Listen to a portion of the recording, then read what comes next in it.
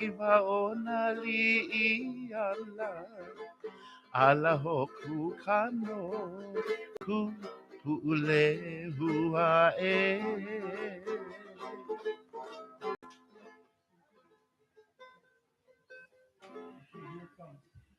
ke ali'i ola ke akua.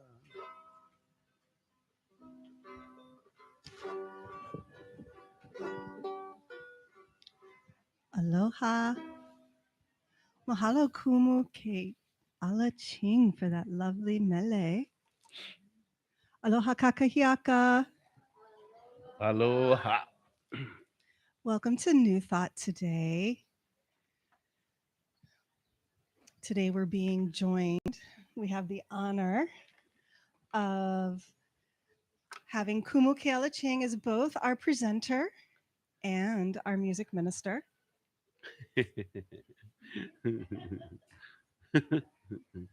And every time I hear him play and sing, I wish I took hula. I just want to dance hula because it's just so beautiful and melodic. And I love when his students are around and they all start dancing because it's just so inspiring. Just move. I That's do. really just Yeah. move. Just I just enjoy. move. Enjoy. So we're going to start today with a reading from the Science of Mind. I'm going to have Candy come up and read.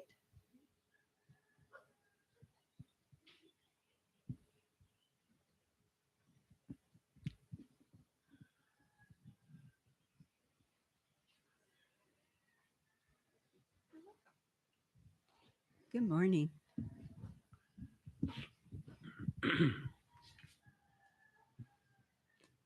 It's a reading from the Science of Mind, and it's titled The Circle of Grace.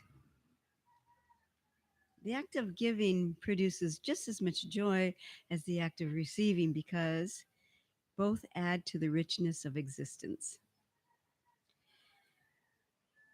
The one who gives for the joy of giving will receive back even more joy than was given out. Ever as the volume increases, the circle will increase. I'm convinced that all people are imbued with a fierce desire to participate in what I call the circle of grace. In some, the desire shows up readily. Others may have to dig deeper to uncover it, but I firmly believe it's there. The circle of grace is the desire to give back in gratitude for what we have received, to benefit others, to participate fully in the law of circulation. Jimmy Thomas is one of those people whose desire is to be part of this circle of grace, shows up in a big way. The Ballston Spa, New York, Native and Army veteran gratefully received a service dog, Boots, to help him prevent seizures. After Boots died last year, Thomas set out on an epic journey, paddling his kayak along the coast from upstate New York to the Key West, Florida. From there, he is making his way back home via bicycle. With help from fellow Rotary Club members, he seeks to praise people's awareness of the need for service dogs to help veterans and to raise the funds to train the dogs. The average cost to train a qualified service dog is $50,000. We don't have to make grand journeys like Thomas, navigating our way through shark-infested waters to participate in the circle of grace. We can do it in small ways every day by being aware of opportunities to give, allowing spirit within to love and nurture itself through us. That's so funny because I'm not often around dogs, but yesterday I went to the dog park. So the affirmation, hi Jack. today is I'll read it and then we'll do reciprocal reading together. I open myself up wide to the myriad opportunities I have to give and to participate in the circle of grace, allowing the divine current to flow freely through me. Okay, I'll say the first part and then you can repeat together, if you will. I open myself up wide to the myriad opportunities. I open myself to the myriad opportunities I have to give and to participate in the circle of grace. I have to give and to participate in the circle of grace, allowing the divine current to flow freely through me, allowing the divine current to flow freely through me. Thank you so much.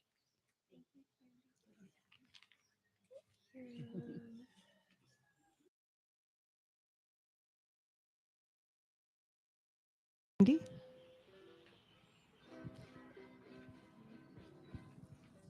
Do a song? We can do a song. Okay. The song written by Kumu Kapu Kalanihiwe. It explains just what I'm reading. Aloha aku, aloha mai. You give what aloha means to you and how deep aloha is to you. That's all you can give, because you have to identify. This is why it says you open it up so the divine spirit comes through you, and you begin to really deeper inside to understand what aloha is all about. um, a beautiful kupuna, her name is Pilahi Paki, shared acronyms of this beautiful word. We have the A or the A. The A she uses akahai to be very gentle. And then we also have the L, and the L is lokahi or relationship and connections. And so we have to really identify all of that. In her words, she used the word olu olu. Olu olu is pleasant. And we have to identify what pleasant means to me in order to recognize what pleasant means to others and see it. Then she used the H for ha'aha'a. Ha'aha'a is very humble. And then the greatest gift, of course, is ahonui. Ahonui is patient. So, aloha aku, aloha mai, identify all of these wonderful attributes within so that you know what you're giving in aloha. So, e aloha aku, e aloha mai, e aloha, e aloha, e aloha i ke akua. E ike aku knowledge. E ike aku, e ike mai. E ike, e ike, e ike, ike akua. Malama, to be in presence. E malama aku, e malama mai. E malama, e malama, e malama ike akua. E aloha, e aloha, e aloha ike akua.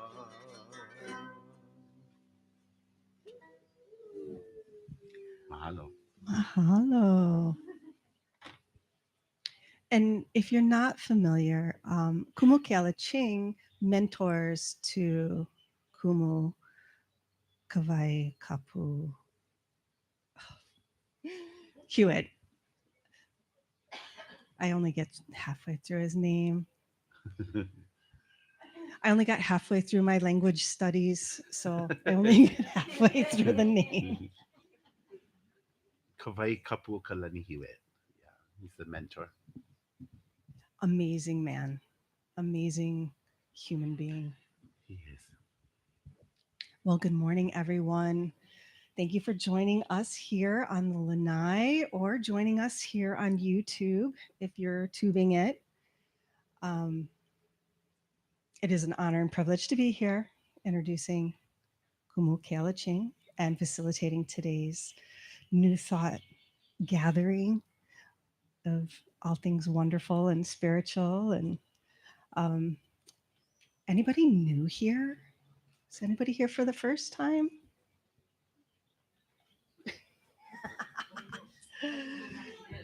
It's like, it's that metaphysical, every time is the first time, right? We show up every day anew in it's a new beginning. As most of you know, we've been meeting here since 95, where our organization goes back to the early 70s. Um, we have a kinship with unity and the science of mind. And basically, we don't have a minister. We have a different person who comes up and facilitates every week.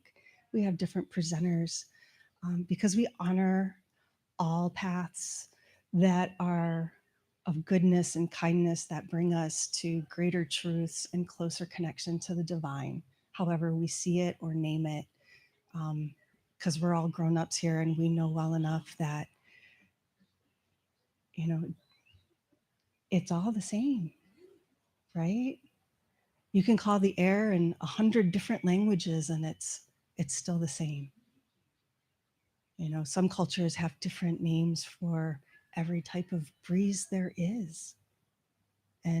And we feel that it's the same way with spirit. And so long as you approach spirit with reverence and humbleness, ha'a ha'a, um, that it's all good. And we minister to each other because as we give, we receive. And Kumu Keala has a saying when he closes his emails. I'm on a lot of list serves that Mhm. he is a guide for. Know your gift. Know your gift, to share your gift, to bring it and bless the world with that gift, right? So it begins with the self, knowing thyself. Aloha aku, aloha mai. What I have, I give to you. And in return, what I see and I need, you give back to me. And we all have our different roles to play. And it's beautiful when we all come together in this glorious mosaic um, of faith, of song, of beliefs. So long as we meet each other with our heart and our spirit, right? We don't go wrong. Aloha aku, aloha mai. So thank you for being here to receive these wisdoms and our words. And I just want us to take a little moment, go deep within, ground our feet in this place, open the self up, open up your crown chakra or your, top pico, and take a nice deep breath and receive anything that the ancestors, the ascended masters, the gods, the goddesses might have to share with you today. Feel that breeze, hear the birds, enjoy this moment of miraculous beauty.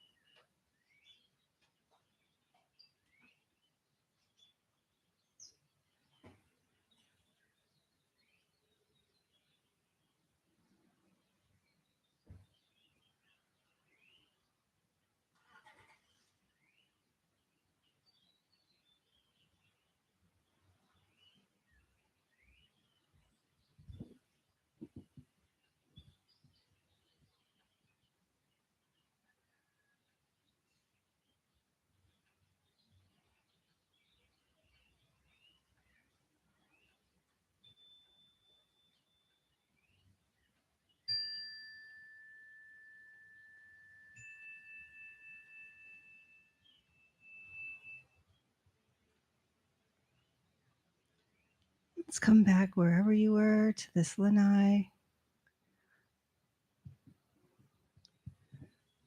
Open your eyes.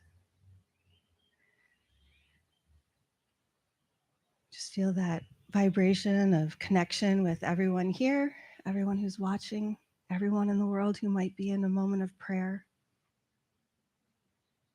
And maybe we can hear a song and be uplifted by the vibration of Kumu Keala's great energies.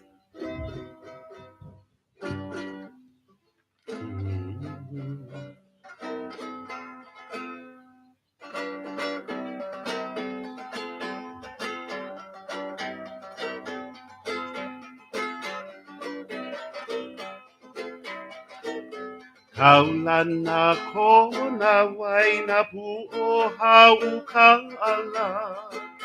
Alahoku kano kuna ue ue haleki ie. Kaulana kona waina pu o hau kaala. Lala uka iwi o na mamo e. Nama mohiba hiba o nali ala. Ala hoku kano kuna ue ue hale iye. Kihiki ina pua le ula ala.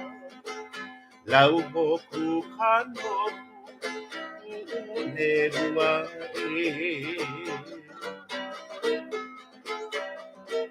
Haina ia mai lohe ia. Kaulana kona waina o hau e. Lalau ka iwi o nali ala. Kaulana kona waina o hau e.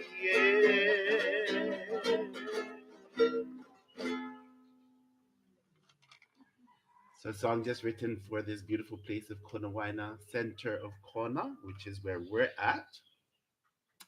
We have many of the Ali'i names, of course, written in the Ahupua'a, the land, which is the land district for about 5 miles off the shoreline, all the way up to the top of the mountain. Here in Kona, we have two Ahupua'a on Hualalai that comes middle to the hill. We have one Ka'ulupulehu, that's the north end. Then we have Honua Ula.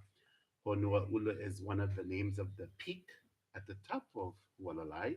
And then we have all these small apana, these small pieces of land that heads right up to Honua Ula. Specifically in Kona Waina, we have the hill Pu'ohau, which is our beautiful red hill known by many of our local people because it's red. But is Pu'ohau, the name. And then right around Pu'ohau, we have Hokukano, Kana'we'we, and Haleki'i. Very wonderful ali'i of their time and written in a song for my hula students up in Konawaina Middle. So kaula na Konawaina. Mahalo. Mahalo. Yeah. Actually, recently we were just talking about one of the names of the Ahupua'a, Kanau Ue'ue. And that's the name of an ali'i? Ali'i. Mhm. We have Oh. Hokukano, then we have Kana'we'we, Haleki'i. In Haleki'i, we have Kalkekua. We have Kanakau, is which we're in. And then right over there is Kalukalu by the Kona Historical. And then past Kalukalu is Onoli or Onouli. So little apana that goes all the way to the mid range of the mountain. Wow. I'm sorry. I love hearing Kumu Keala Ching speak, and he's just Sorry. such a wealth of information. It's just like I don't want him to stop. I just want to sit and be mesmerized by his storytelling and his Oh, chanting and his oli. So it's a he's a miracle, no, and he's an ordinary. He's just an ordinary man. I'm ordinary. He's just an ordinary I'm man, just ordinary. clay and dirt like the rest of Yeah. us, and Yes. breath of the gods inside of Yes. us. He's made of stars, so he's a miracle, but he's an ordinary. He comes from a beautiful land of red dirt, Yes. Nanakuli. Yes. But speaking of ordinaries and miracles, it's our favorite. One of our favorite aspects of New Thought is our ordinary and miracle sharing.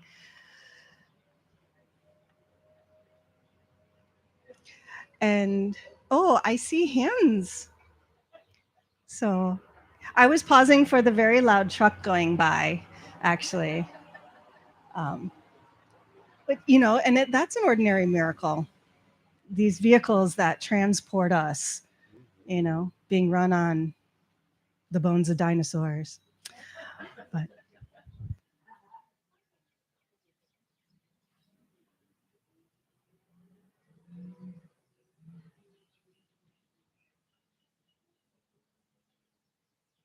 Thank you. I really have a fairly ordinary, but I just wanted to give a shout out for the amazing, beautiful offering over on the table over there for after the service to help fundraise for New Thought Center. And my ordinary miracle was that my beautiful daughter wanted to go shopping for a Mother's Day present.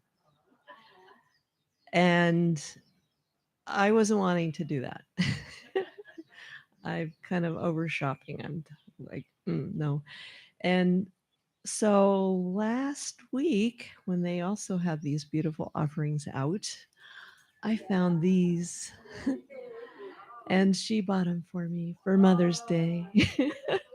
So miracles and ordinaries, and my little ballet princess is doing amazingly well, and her ballet was a huge hit, and she's learned so much, and she keeps growing every day. And then, oh, and a tiny miracle yesterday, we were at ballet class, and the mother of the star of the show of Ricky Tikki Tavi came and invited us to come back or stay until till noon. Her class was over at 11, and because it was her birthday, and she was going to surprise her with a big ice cream cake, and she didn't know anything about it. Now this girl was just turning 13, although I would have guessed maybe she's older than that, but that was exciting. So she's becoming an official teenager, and she's an amazing dancer. Of course, her mother dances as well, so she has a leg up. And she's just an incredible person, and she's so kind. And I watched her through the practices of her kindness to the younger children, and a really interesting thing. And so Faith absolutely adores her. So of course we had to stay for the ice cream cake. And it was so nice to be included in that. So just little miracles that happen every day. Mahalo.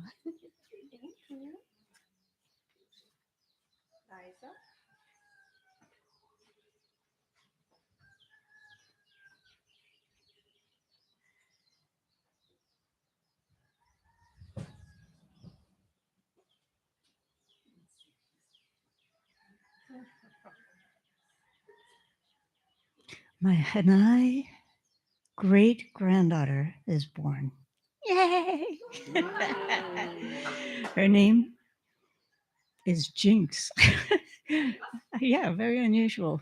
But there's, I guess, a Japanese character, whatever, by the name of Jinx. And she's like rebellious.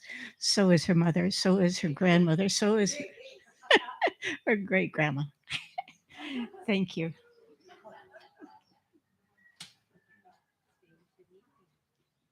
Pasha, would you come share?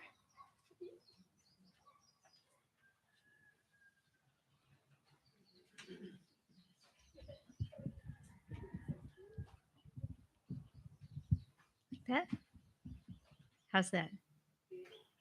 Um, so I had a really unusual experience in 2004. I was accepted a opportunity to be sort of a semi-volunteer teacher in a rural village in Russia. I wanted to improve my language skills, and I figured, if I went to a place that uh, not very many people spoke English, that even if I was teaching English, I would get lots of chances to improve my Russian. And this was very true. But along with that, the particular place that in the world that I ended up being, this is in Siberia, right? But Siberia is huge. I think maybe two or three United States could fit in Siberia. Anyway, this particular place I was assigned to, I had never heard of before, even though I'd been studying Russian since from the age of 16 and teaching it. And it's a place called Buryatia. It's the part of Russia that borders Mongolia. And of course, I tried to learn a little bit about it before I went, but mainly it was, I found out when I got there. And it was such a special place. It's as distinct from the rest of Russia as Hawaii is from the rest of the United States. Hmm. And it does have certain things in common. Like it's very multi-ethnic, and the majority, well, I don't know if it's the majority group. It might be the majority group is the native people of that region that were there before any Russians, and those are the Buryats. They're somewhat related to Mongolian, but also not identical. Have their own unique, some of their own unique culture and attributes, and um, so it was absolutely. Oh, and the predominant religion there is Buddhism. I mean, people don't usually think, oh, Russia, Buddhism, right? But uh, and and I just really bonded with people there, both the Russian people and the Buryat people and the Armenian, Jewish, whoever else was there. I was the teacher for that school, so I connected with quite a lot of people as in my teacher role for about 5 months. But and after I got back to Hawaii, I tried to make pen pal connections between my students and the students in my Buryat school. But within 2 or 3 years, that sort of settled down because, as one person explained to me, the cost of the postage stamp would feed the family. So it was a pretty poor region of Russia.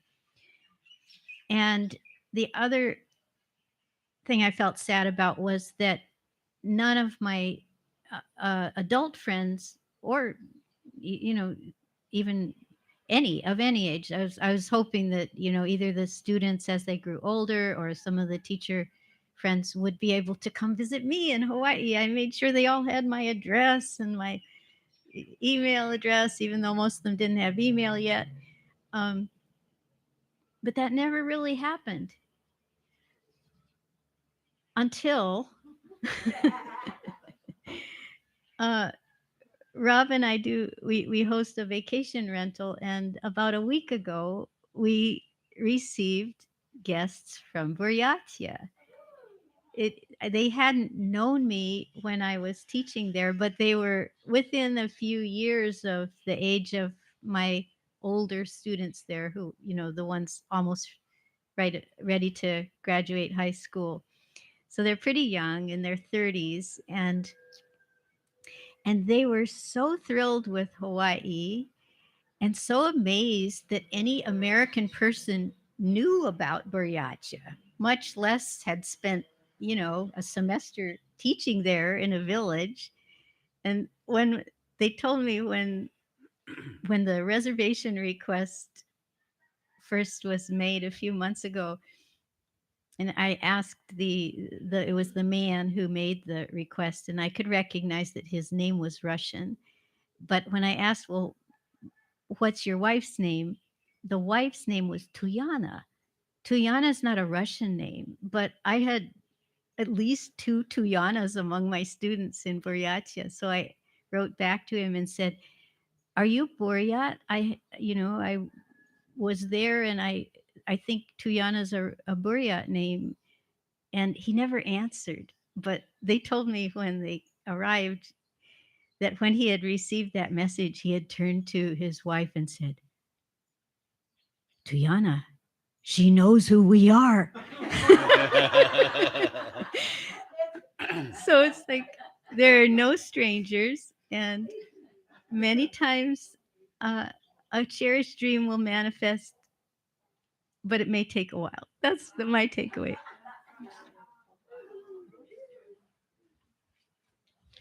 Thank you, Pasha. Any other miracles? I do. Do I have to go there? No, you have one. Okay, I'll be here. He's got one. All right. Mhm. So for the past 5 years, I think this is 5 years now, I'm teaching up at Konowana Middle School. And so within the second year, I believe, I teach with the Department of the electives. So that's where I'm at because I teach a Hawaiian language class, and then I teach a ukulele class, and I teach a hula class. So these are elective, they're not core classes. And so as we gathered as a department, everyone wanted to go and select a place on campus to beautify. And so I thought that was really exciting. And so I shared with my elective department that I am going to take care of the fully contained students. And the fully contained students is they have little disability. I think one of them, she was confined to a wheelchair. Um, and so these are the children that I decided that I was going to take care of. So every so often, I would take my classes in and we would do our entire protocol. The protocol would consist of um, three chants, no, four chants, and then Hawaii Pono'i and Hawaii Aloha. So after we do all of that, they introduce themselves, and then we do exciting songs like Hokey Pokey. They love Hokey Pokey. So it was going on, going on, going on. And then just January, the entire school up on that corner where the fully contained students, we had to go into a quiet zone. So we're practicing with my students. You need to be quiet. You need to be quiet. And it was because a student was going to start school now. Um, and she has a noise disability or ability that whenever she goes and hears really loud noises, she goes into a seizure. So the school was really not wanting to take the chances. And so I said, oh my goodness. I tried all my best to try and bring the noise into the classroom, get them all excited. Now I can't go in the classroom. So she finally arrived. She came on campus. Of course, I told the other kids, shh, quiet, be quiet. So we walking past the class. And so the teacher said, Kumu, would you like to meet her? And I said, yes, I would love to meet her. So, of course, I went in and I introduced myself. And then I looked at her and I said, I think you're ready for music. So, because I think music is such a blessing, it's a miracle, period. So I told the teacher, okay, I think you're ready. We're going to bring the kids. And he looks at me and goes, yeah, Kuma, I think we're ready. So we brought the kids over. We did outside our entire protocol, chanting. And so they brought her closer to the window. They didn't want to really take it full on, and this music just caused her to go into a seizure. So it was really, really nice. And so as the children, my students, was introducing themselves. They introduced themselves in Hawaiian, and they take each one does the same introduction except who they are, where they come from, and how are they feeling at that moment. So I decided to go into the class, and she was over there sitting on her chair, of course, making her noise that she needs to make. And so I started playing Twinkle, Twinkle, Little Star, how I wonder what you are. And she's silent. She just looked at me and she smiled. And then she put her head back. And then I finished the song. And so, of course, all those that was helping her just was like, what? And I said, music heals the heart. All you have to know is how to touch this child. So I sang Twinkle, Twinkle, Little Star, stopped, and I walked out. Then I went back to the kids, and the kids, one of my other students, she's always with me. She belongs in that classroom. She goes, Kumu, what did you do? And I said, I sang Twinkle, Twinkle, Little Star. You did, Kumu? Did she smile? And he goes, she did. Can we sing it again? And I go, sure. So we sing the song Twinkle Twinkle. And I said, you want me to sing it in Hawaiian? Yes, Kumu. I sang it in Hawaiian. Then all my kids say, Kumu, can you do it in Japanese? I was in, not yet. But music really touched this young girl's heart. So I was really, really excited. And now we were able to bring her closer to the group, so that I'm able to introduce the entire student body to her. And and the reason is I want them to know that these students are the same. They're the same age. They have a few things that they need help with, but other than that, they are very functional, and that they just need people, especially same age, to come up to them and play with them. And so now that we know that she accepts music, now I want the kids to come back and begin to play with these fully contained students, because there's nothing wrong with them. We just need to be gentle with them. And so I think that's a miracle. So mahalo.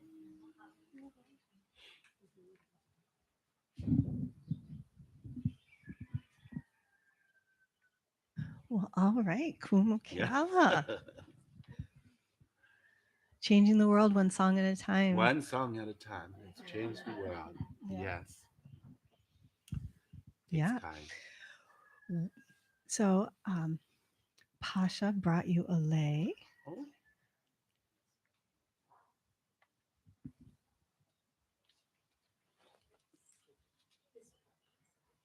So we're trying to share with Patty. She would have brought can we you learn one. to put this inside? And then, no, there you go. Here. Oh, mahalo, Yui. Thank you. So we've already said a fair bit about Kumu Keala Ching. In case you didn't know, in addition to him being an educator for young children, he teaches the halal here on Big Island. He teaches the halal still in New Zealand. No, Switzerland. in Switzerland, Switzerland Switzerland and Japan. and Japan. I thought Not New Zealand. not New Zealand. I would love to go to New Zealand. Maybe I'm channeling future events Yeah, I here. think so. But I'm actually heading to Tahiti. He's It's really heading. exciting. Parlez-vous français? Nah, in French. But yeah, um, I it's met exciting. Kumu. Gosh, it was 2004, 2000, no, 2005. It was 2005, And as far as I know, you just come to Big Island, but maybe you were here, you just weren't working publicly. But he was holding language classes down by Kahaluu Beach Park. Mm. Formerly was a hotel there, Mhm. and there was a little restaurant that had an open air pavilion. Yes. Thank you. And we met there, and he taught us Hawaiian. I still have my book because it's Yes. brilliant. It's like it's the best simple introduction. And then you were also teaching hula, I was teaching hula. and then he would do group hula down at Pu'uhonua Honau now. And if you Oh, never, that was heaven. I know, Oh my I gosh. never participated because I was too ha'a ha'a. I felt, but I would watch because it was amazing. Because I mean, like, I was going to say hundreds of people, but I mean, There were. probably, you know, 5 or 6 lines of 10, 20 people dancing. And then he would have them all dance.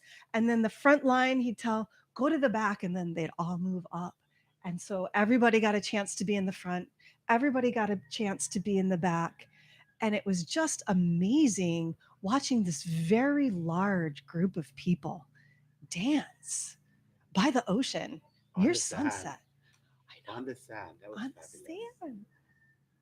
And Right it in it France. I kind of feel like that started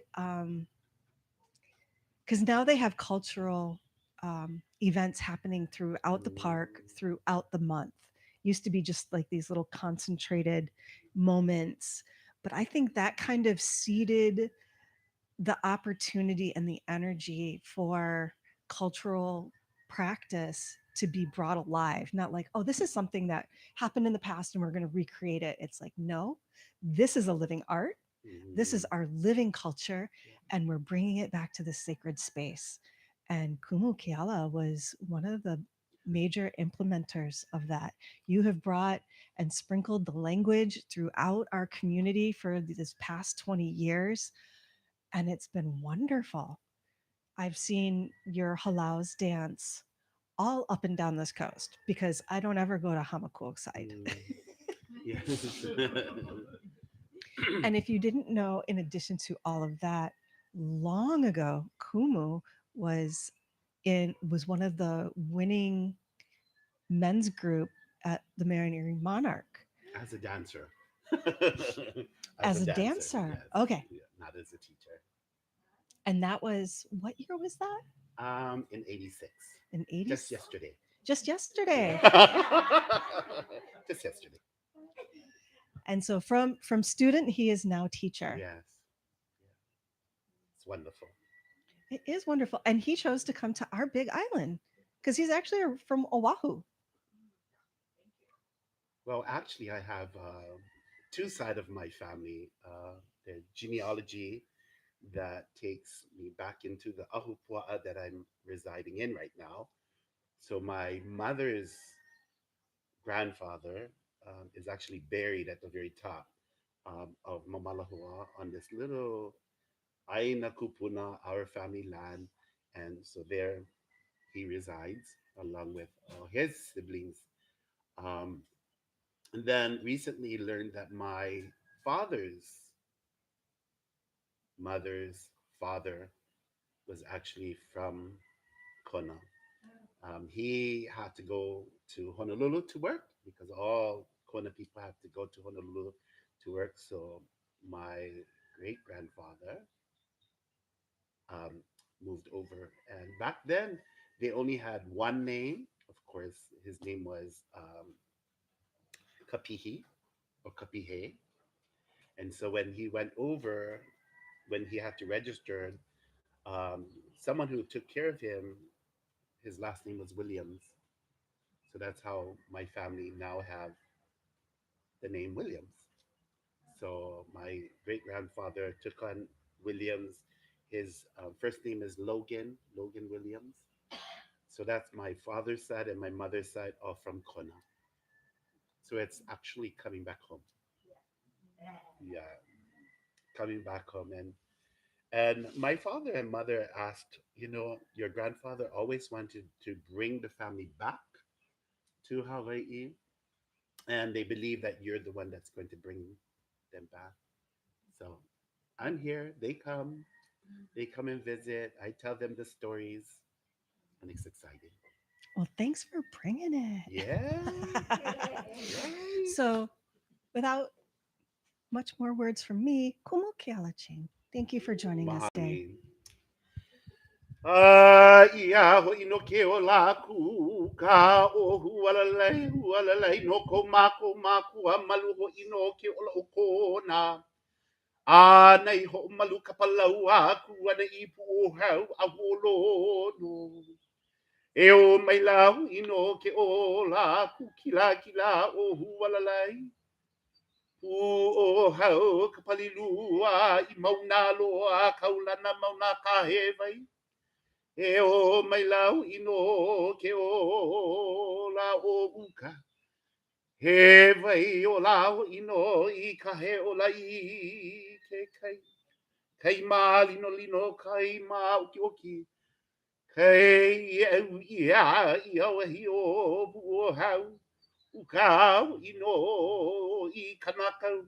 E i au ino au a kumu au ino nā lehu lehu. E ia ho ino nā kupuna ka apuni ho ino māko nei. E ola, e ola, e ola, e imi ana no kapuno. Kapuno ka aina no ke ola. Pulo ke akua. E ola, e ola, e ola,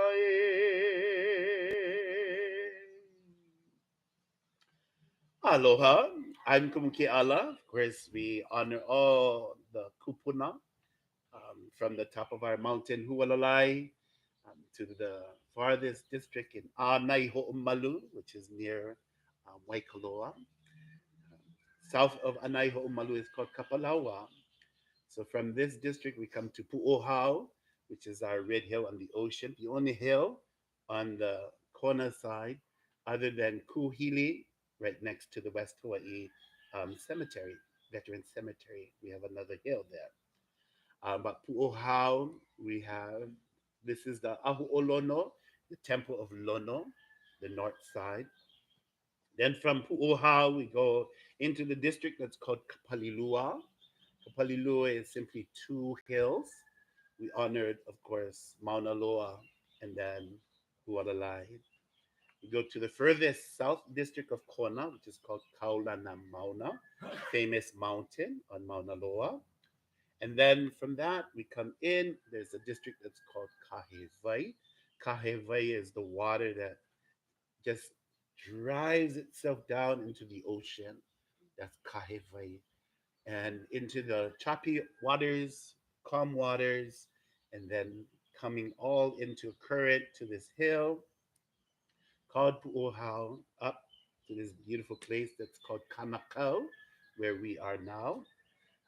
I asked them to come and take a seat with all of us so that we are inspired to share stories about what the inspiration of spirituality here in the lands. So I want to say thank you very much for having me. And I'm excited to come, knowing that I'm your favorite. I love it. I love being the favorite, and I appreciate it. Thank you very much. Of course, this is true that aloha aku, aloha mai, you share unconditionally so that everyone else understands what that means. Because it's just not a matter of just, I give you and then you give me, and I give you, you give me. The idea is giving freely and unconditionally is certainly a practice, and it's a true practice and something that's been a lifestyle for our people, um, to the point where recently, of course, our Hawaii Tourism Authority has really taken that into um, part of their drills of how to bring tourists back. Of course, many of us remember there were lay stands at the airport, and there were a lot of people that would just give lays. And I'm excited that I shared that I'm going to Tahiti because when I went to Tahiti, I was just mesmerized by how Hawaii once was. And that is walking through the airport right after the plane, we're greeted with chalets, and not just one.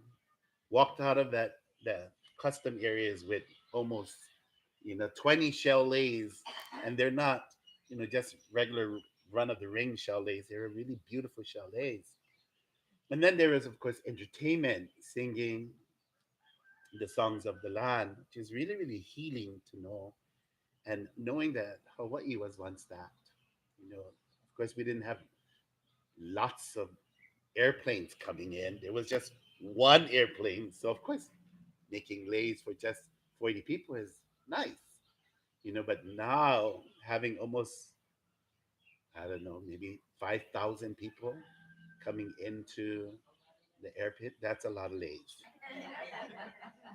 So, we understand what's going on. And it's nice to receive a lay because then it helps us to connect back to the land.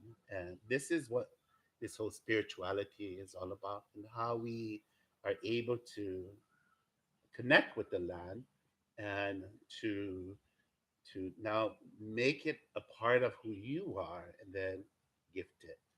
This is really really important. And so with that, we go into the story back in 1800s, and it is a story that I've been slowly uncovering so that I can teach my students. We're talking about the Hawaiian language. And so I wanted my students to realize that this push of the Hawaiian language is not from Oahu, Kauai, and this is where people of the land really connect and boast about our land. This is something that I think I shared several stories about Maui capturing the sun. And I shared the story about my hometown in Nanakuli. And Nanakuli is where the location Maui lived and where he captured the sun there in Nanakuli. And of course, Maui have their story about how Maui captured the sun heading up to Haleakala. And so it's a matter of whose story is stronger and whose story is more connective. That's what it's all about. Both stories are wonderful stories. It brings pride to those that understand the story in Nanakuli. So now you drive down to Nanakuli, there's all kinds of murals about Maui capturing the sun in Nanakuli. So it brings pride to those students, families about the connection of Maui. And then we have Maui in, of course, Maui. Maui, of course, they're going to say Maui is from Maui and Maui captured the sun on Maui. So, of course, you see the strength of the story. So I wanted my students to know that the language was, of course, inspired by a gentleman that left from our district in Kona. He is a gentleman that was born and raised in Ka'u, and this district is called Niole and Ninole Ka'u. He was born Opu Kaha'ia. Opu, of course, is the stomach. Kaha is to cut, and the place. So many stories come that Opu Kaha'ia was cut from his mother's stomach because of her falling, either death or ill. And so Opu Kaha'ia becomes this young man, and he begins to study about the traditions of Hawaii. This is the chanting, the relationships of the land, understanding the names of the Ahupua'a, and knowing how they're all connected. And this is what he was a part of. And so, with that journey, he began to understand himself. Yet, during the 1790 90s, this is when Kamehameha started to unite just Hawaii Island. And in doing so, Kamehameha made his way over to Puna. And in Puna, this is where the battle occurred, and Opukahaia lost his mother and father. So, right before his eyes. So, he took his younger brother and he started to run up to the hill. And as he ran up to the hill, the warriors, of course, threw a spear and it punctured his young brother. So, his brother died. So, Opukahaia had many of these um, sorrows and devastation that happened before him. So, he was taken, and of course, his uncle, his name is Pahua. And Pahua was a very powerful kahuna right here at Hikiau. Pahua took care of Hikiau. And so Opukahaia became the apprentice under his uncle, who was a very strong kahuna priest at Hikiau.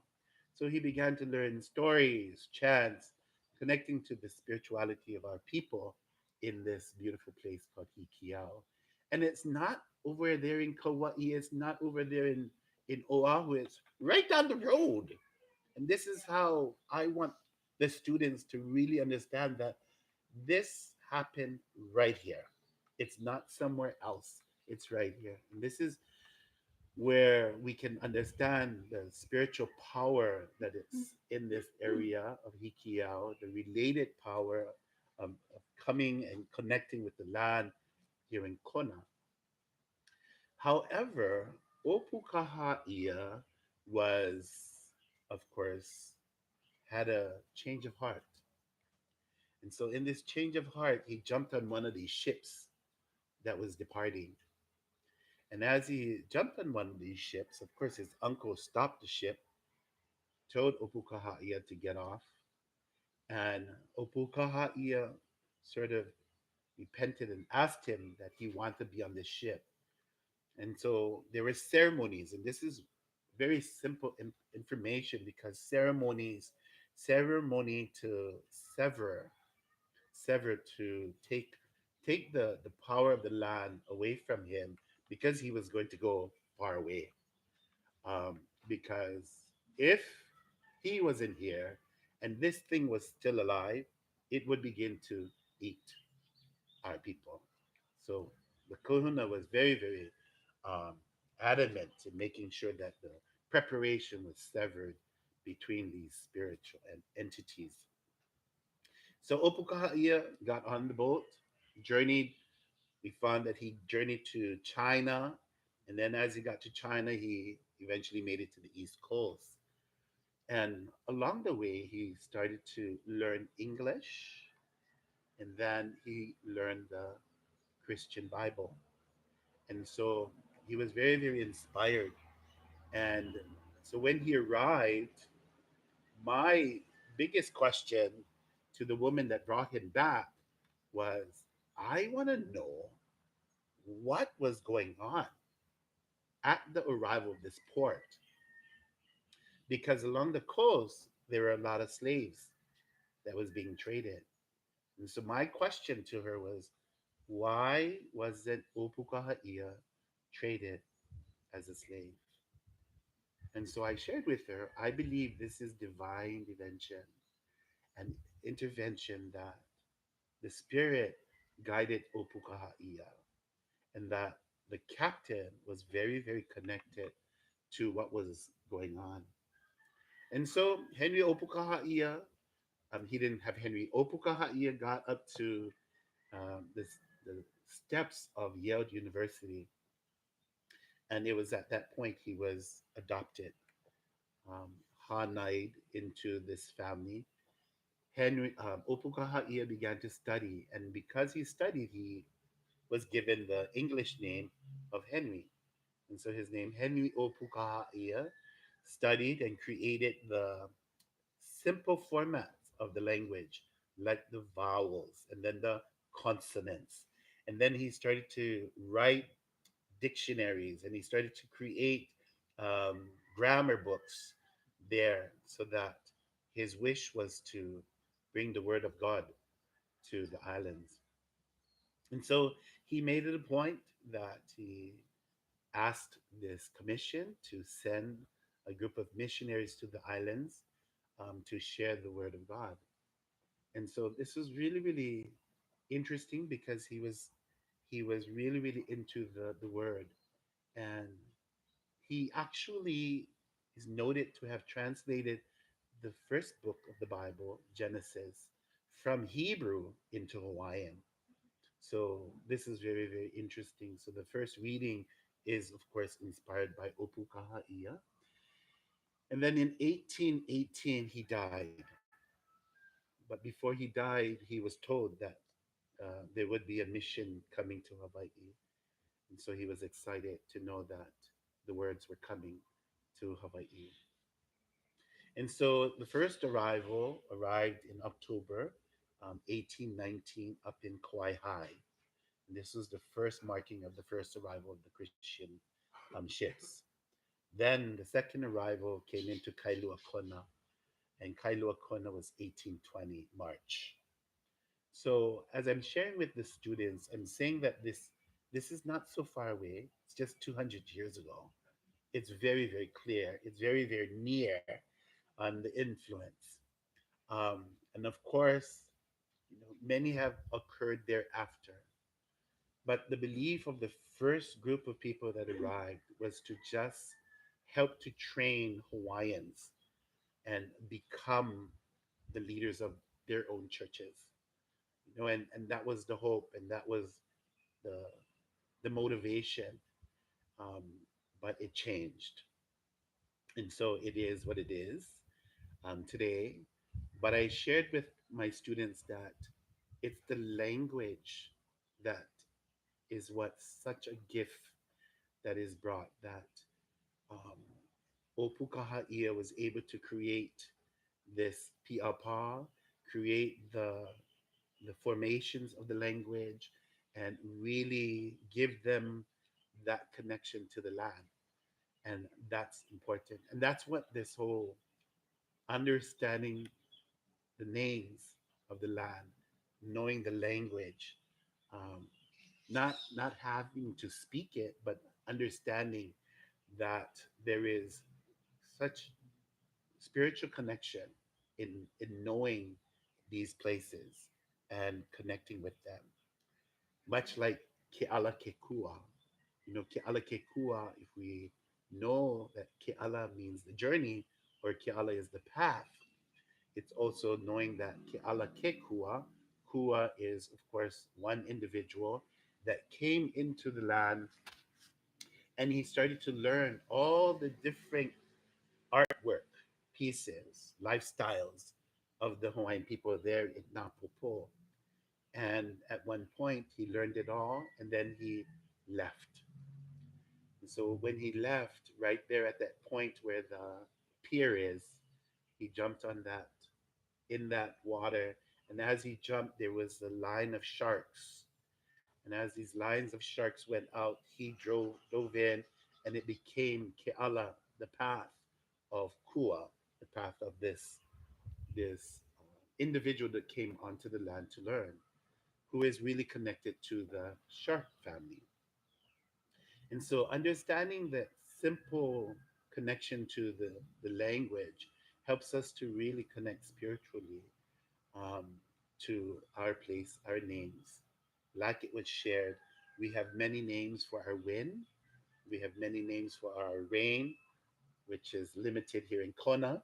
We don't have much names because there's not much rain here in Kona, especially on the downside. There's lots of rain that occurs on the upside. And understanding the language really helps us to connect to where the waters are. As I shared with you in the opening chant, Kahevai, so south, there is water there.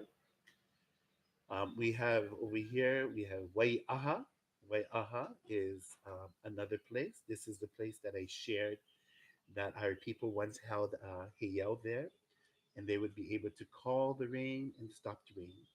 So this is something very, very powerful in knowing that without the influence of Opuka Ha'ia, I'm not quite sure where our language would have been in documentation wise. And so because of that, we now go into King Kamehameha III, Kau I Uli. Once again, born here just at Keauho. Is not somewhere else, it's right here, Keauho. And born there at Keauho, he became one of the most powerful ali'i, significant ali'i to the education of our people. And so he encouraged that everyone, not just Hawaiians, everyone learn the English and the Hawaiian language. All government documents were written in English and in Hawaiian, to the point where novels and Bibles were written in Hawaiian, which made Hawaii one of three countries to be the most literate country in the world. And this was in 1848. So it was very, very powerful to know that with this Opukaha'ia and the effects that he has given, it is very, very powerful and connected. Any questions? Yes. So, I kind of know the story you shared about the but eh, I had heard also that the ancient language was more almost Tahitian, and that the missionaries codified it down to less letters. Do you have any like, this is the way Hawaiian always was? Um, Input on that. I think what we certainly will connect to is the north side. So the North Island, this is Kauai and Niihau. So the closest to the Tahitian would be this T. And so the Niihau people, they speak with the T. And from that point, that whole community utilizes the T and then come over to Kauai and to Oahu down to Hawaii Island, the T became a K. Now, the other relationship to the idea of the language being from Tahiti is that we have all these tall Hawaiians. And so the idea possibly could be that, of course, on Hawaii Island, we have Upolu Point, we have uh, Honolulu, which is all names that connects to Tahiti. And so Kamehameha being 7 feet, somewhat tall, have that quote unquote idea of coming from Tahiti. But if you look at the Polynesian Triangle, you have to see the Polynesian Triangle. Then you'll understand that this language has connection throughout Polynesia.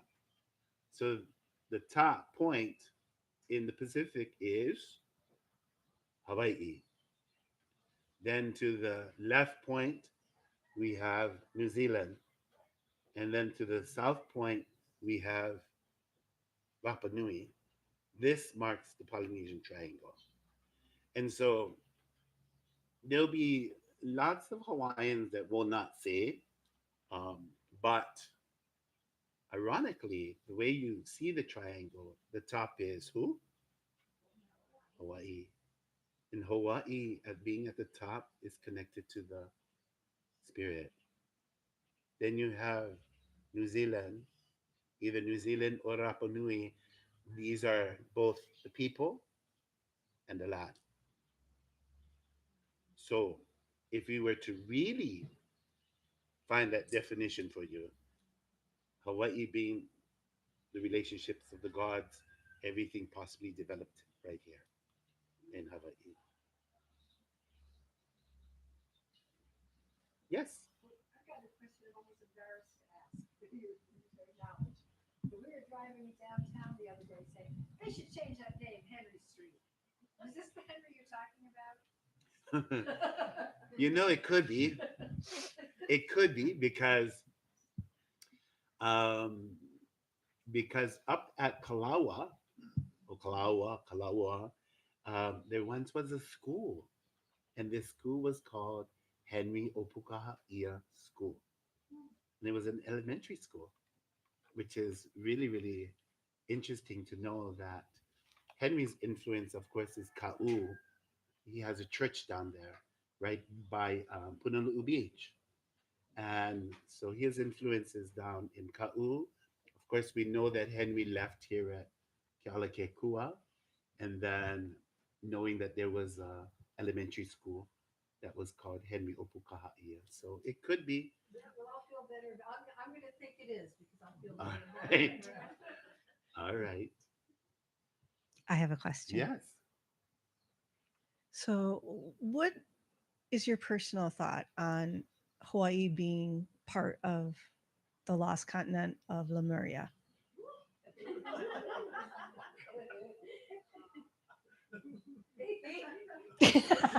That's just in that you were talking about the triangle and Hawaii being the point closest to spirit. And I've heard rumors of the potentiality that Hawaii is the highest point of Lemuria and the great cataclysms of the past, that the continent sank and that the people went to the point to be saved. And that is who the Hawaiians are, because they say, where did you come from? Well, we came from the stars and now we're here. And I just thought I'd float that question, you know. Yeah, it's an easy one. So I'll do like what the Dalai Lama says. Next question. No, I think what's very very interesting is that we Hawaii has many society of people. So in one of our books, the book is called Ke'au Mele Mele, and Ke'au Mele Mele speaks about um, ancestral lands that float around Hawaii. And so we know that they exist because they're in the stories, they're in chants. So when we talk about the lost area of a continent of Lemuria, in our stories, they're not lost, they're out there. In this um, chant, or in this story of Ke'au Mele Mele, written in Hawaiian first, and then when we see it written in Hawaiian, it has so much deeper details versus just written in English, because English is just someone's interpretation of what they read, and that's what it is. But when we read the story of Hawaiian in Hawaiian, it allots and it alludes to many. So in this story, they leave, they meaning the Mo'o people. So the head goddess, of course, is Mo'oinaina or Mo'oinea, and she leaves. And she says in the story, when the last family member leaves this land, to cover the land and to make sure that no one gets access to this land unless they understand the key. So it's wonderful to know that. We just got to figure out what the key is. So they all leave and they're heading over here to Hilo because there was a union that was about to take place. And so as Moinana reaches Hilo, the family members are still coming. They're still traveling to Hawaii. Well, she forgot something and she sends one of the runners back. And so in the story, it speaks about the runner approaching the land and trying to get access, and she couldn't until she did what she needed to do, which was the key. And the key was, of course, to chant a specific words. It must be the key. And so she was gained access. Clouds lifted. She was able to get into the island, gather what she needed, and to come back. So when we think that it's lost, it's not lost. It's there. All we need to do is figure out the key. That's the key to figure it out, you know. And so coming back to Mo'inaina, she explained to her family that to take care of the people of the land of Hawaii. So we know that all these mo'o would reside in all of this freshwater ponds, saltwater ponds. They would reside in these areas. So our people know that before you enter the pond, you would float a tea leaf. And a tea leaf sinks, the caretaker of that pond is in there. Don't go in. If it floats, the caretaker of that pond, which is the mo'o, is not in that pond. Beautiful story, right? What does it mean? It means just don't jump into the pond. Because if you jump into the pond, there might be a huge rock right there. Boom, you're taken. What it means is to take your time. Don't enter. Look, how are you going to come out? Where are you going to swim to? How deep is it? Is it shallow? That's what it really means. It doesn't mean to just jump right in. So all of these wonderful stories are important to understand what it is. Like the key to this, to the ancestral lands. What is it? It's what I'm trying to share with you. You have to know what gentle is all about. It's not just at 2 o'clock I'm going to be gentle. It's gentle every period of your life.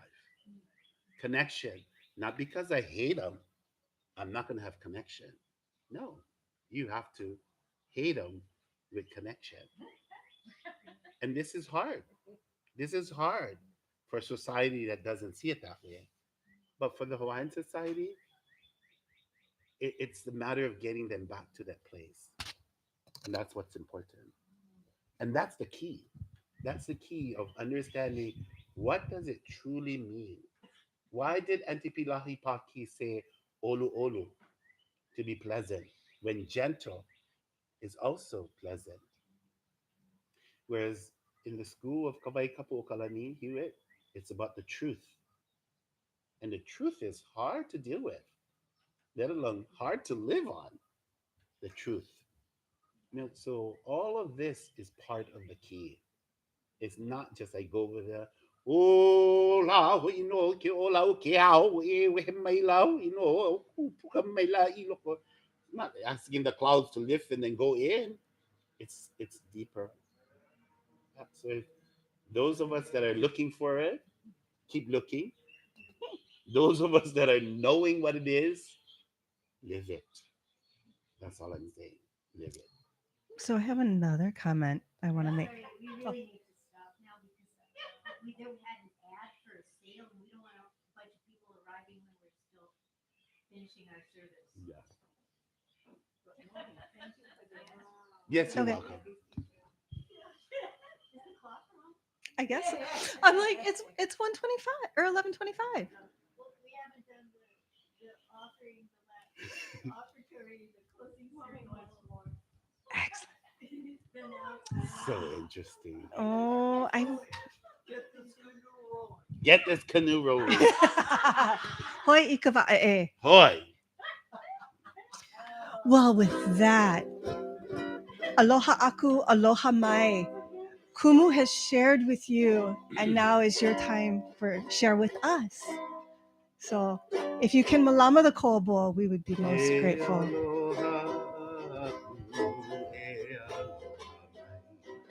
E aloha, e aloha, e aloha, i ke akua.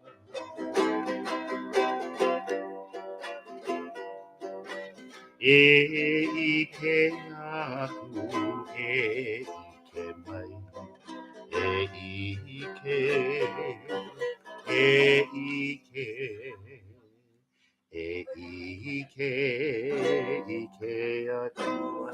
It's red. E malama, e malama,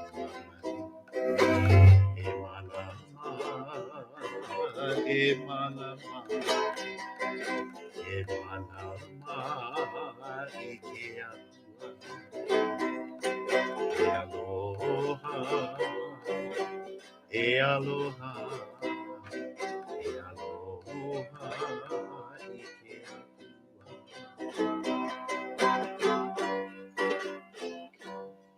e akai na Hawaii, e lokahi ka manahahi oia I o ko'u kulani.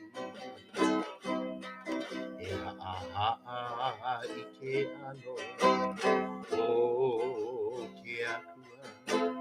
E aho o ke aloha ka mea I hola ai. O ke aloha I hola ai. O ke aloha ka mea I hola ai.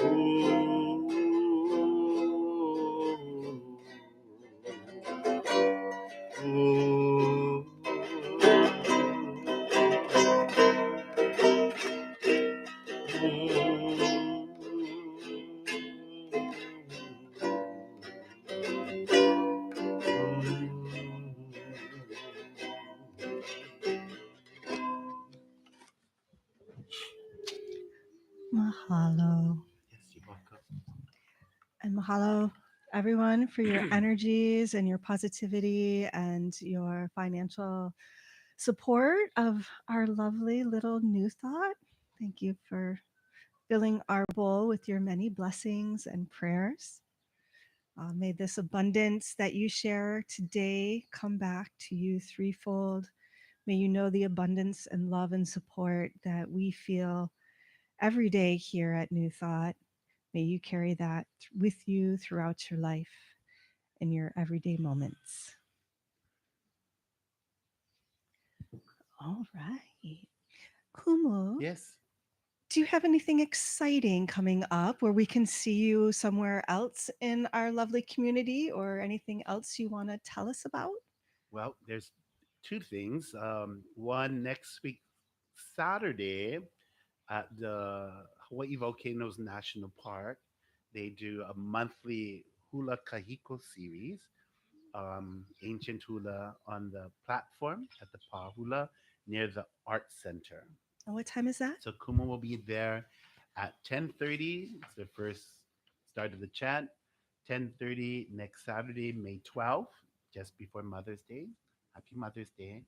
Um, and it goes for 1 hour.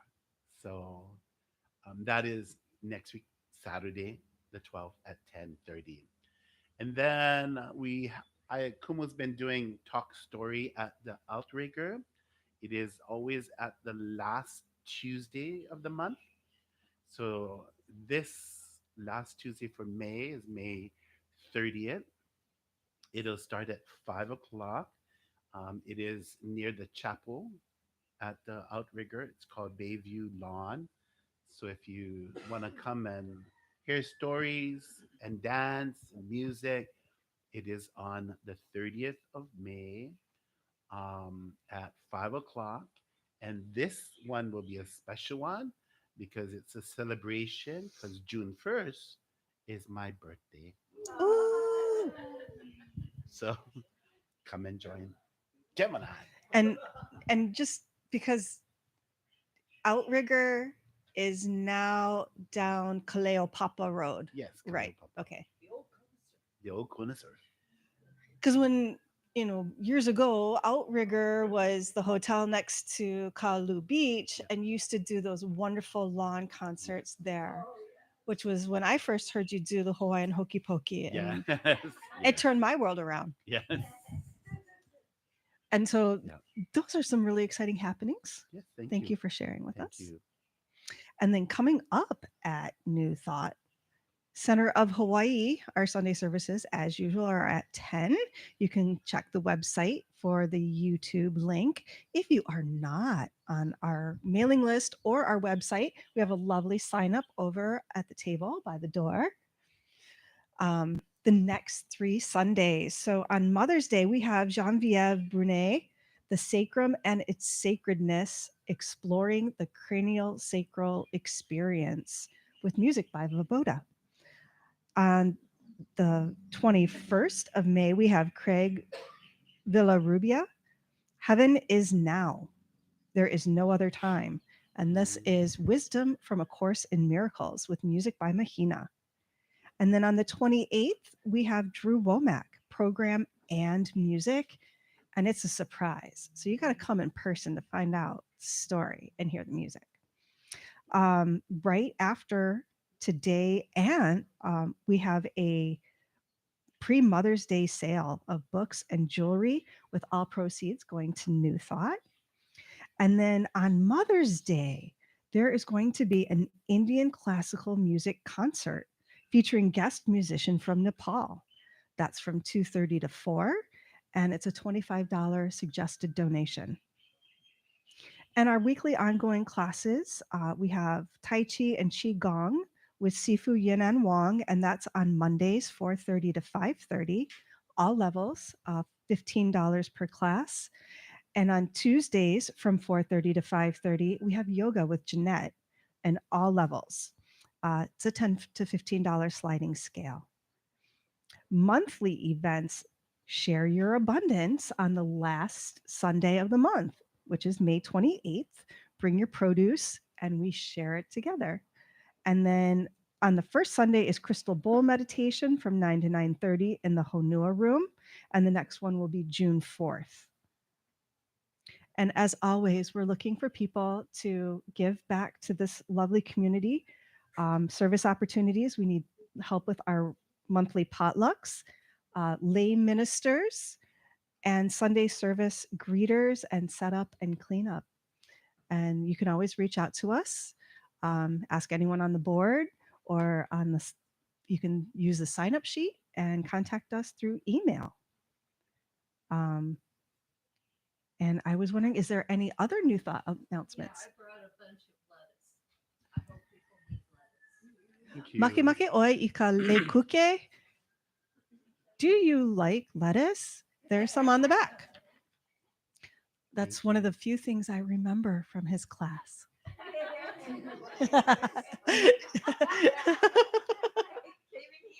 It does come in Yes, handy. And then the other thing is, would you like us to take you out to lunch today?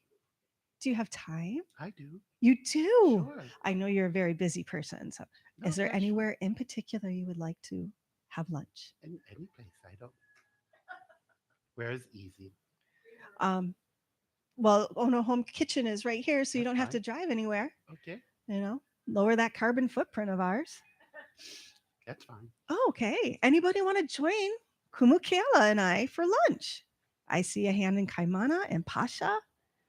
And okay, definite may be heard. So what time? We're having this sale, so we probably need at least half hour. Shall we say 12:30? Does that work? How about 12:15? Even better. I work on Hawaiian time, so I go slow. 11:30. Sure. Don't want to keep people waiting 45 minutes. No. Well, but people have worked hard to put together this sale. No. That's people look at it when they come in. And it was here last week. I don't think this is the last 45 minutes. Yeah. I say 12. Yeah, people are not going to wait 45 minutes. People who are late can just kind of wander. That sounds like a plan. Okay. I'll say between 12 and 12:15 expected. There you go.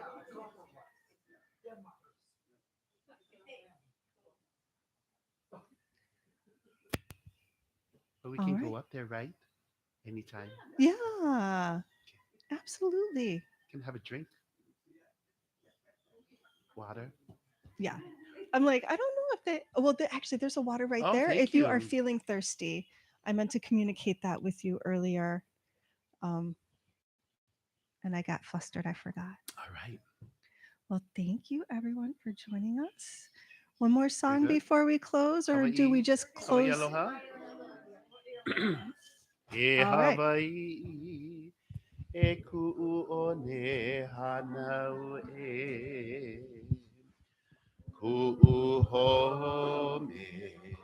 Kula iwi nei. Oli no au ina pono lani o. E Hawaii, aloha e. E hau oli e nā oki o Hawaii e. E oli e. Oli e. Mai nā ahe ahe makani e pamaine. Mau ke aloha no Hawaii. E ha'i mai ko mau kini lani o. Ko mau kupa aloha e Hawaii. Nā mea oli no ka maha o no luna mai. E Hawaii, aloha e. E hau oli e nā oki o Hawaii ne. E oli e. Oli e. Mai nā ahe ahe makani e pamaine. Mau ke aloha no Hawaii. Nā ke akua e malama mai a o. Ko mau kua lono aloha nei. Ko mau kaha vai o lino mau. Ko mau mala puanani e. E hau oli e nā oki o Hawaii ne. E oli e. Oli e. Mai nā ahe ahe makani e pamaine. Mau ke aloha no Hawaii. Mau ke aloha no Hawaii.